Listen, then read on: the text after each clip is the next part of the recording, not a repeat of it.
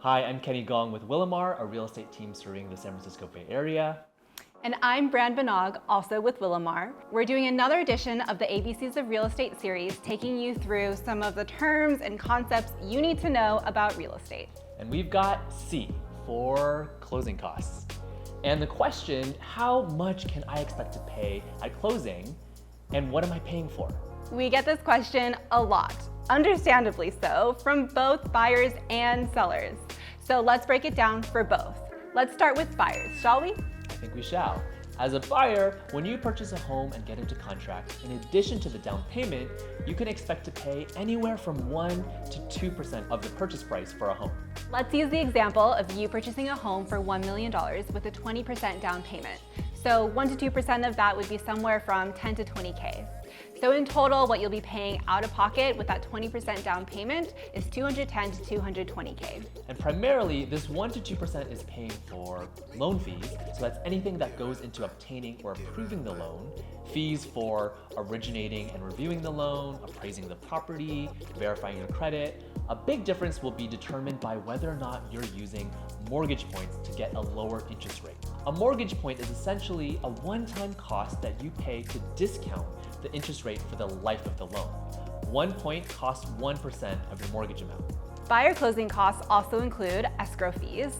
Escrow and title companies are the ones that ensure clean title and facilitate the transfer of ownership and funds. Buyers pay for recording fees to the county where you're purchasing. And prorations, like different kinds of insurance, property insurance, title insurance, property taxes, as well as homeowner association dues if you're buying into an association like a condo, TIC, or co-op.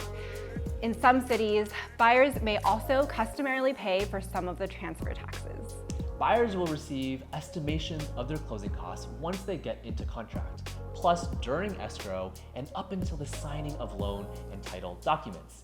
Then, at the end of escrow, they will enter all of the remaining funds, which is also known as the cash to close. All these numbers are still estimates though.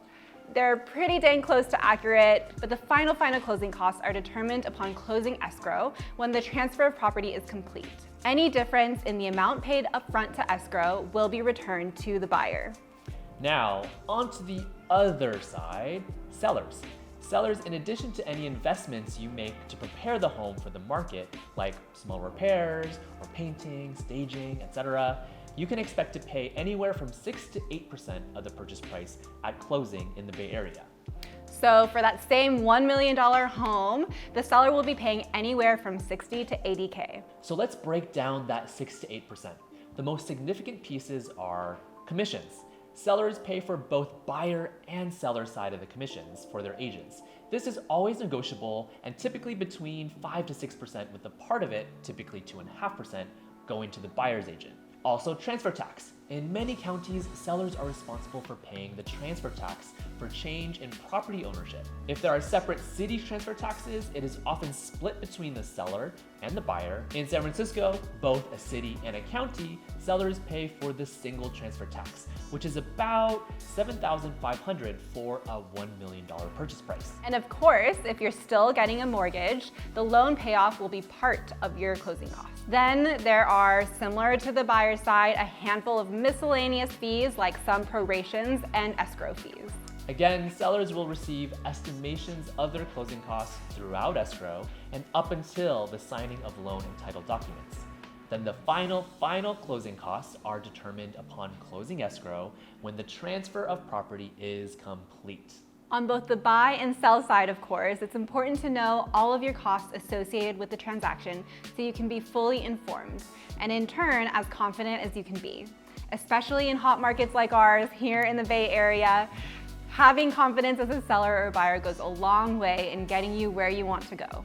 So that is C for closing costs.